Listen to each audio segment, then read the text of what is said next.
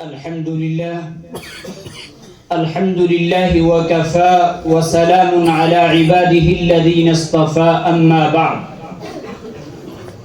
قال الله تعالى في القرآن المجيد: اقرأ باسم ربك الذي خلق الإنسان من علق اقرأ وربك الأكرم الذي علم بالقلم علم الإنسان ما لم يعلم. وقال النبي صلى الله عليه وسلم: الدنيا ملعونة وملعون ما فيه إلا ذكر الله وما والاه وعالما أو متعلما. رئيس الحفل المبجل والأساتذتنا الكرام وزملائي الأعزاء، إني أريد أن أتحدث أمامكم بهذه المناسبة السارة الميمونة عن أحاسيسي ومشاعري حول المدارس الإسلامية وأهميتها.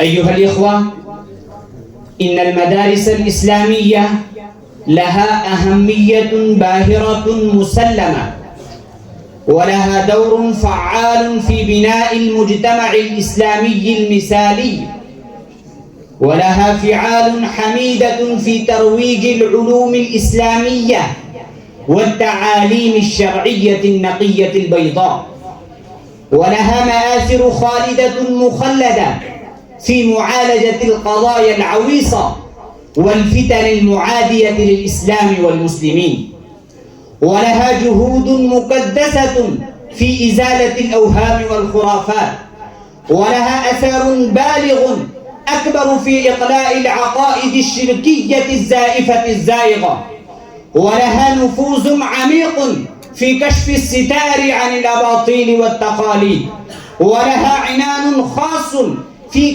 كفاح التحديات الجديدة المستمرة حول الإسلام وتعاليمه الساذجة البسيطة.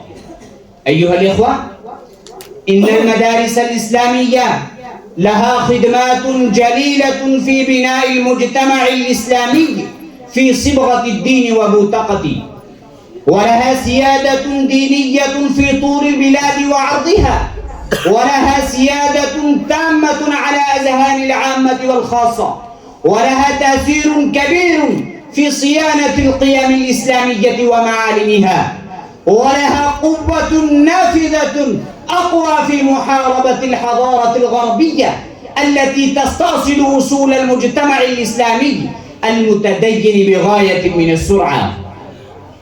أيها السادة، إن المدارس الإسلامية ما هي؟ وما هي غرضها؟ وما هو أهدافها؟ وما هو تعاليمها؟ ولما الحاجة إليها؟ أيها السادة، أجوبتها ظاهرة باهرة كالشمس في رابعة النهار، وفضلها على الكليات المعاصرة كفضل القمر ليلة البدر على سائر الكواكب.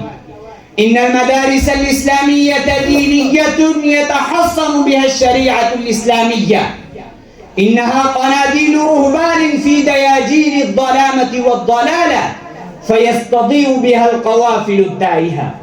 قال الشاعر: تضيء الظلام بالعشاء كأنها منارة ممسى راهب متبتل.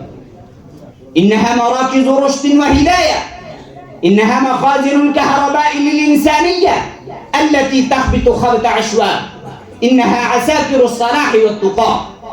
أيها الإخوة، هذه هي المدارس الإسلامية التي تصوغ الأذهان والأفكار السليمة التي تروج الإنسانية والأخوة والمودة والرحمة.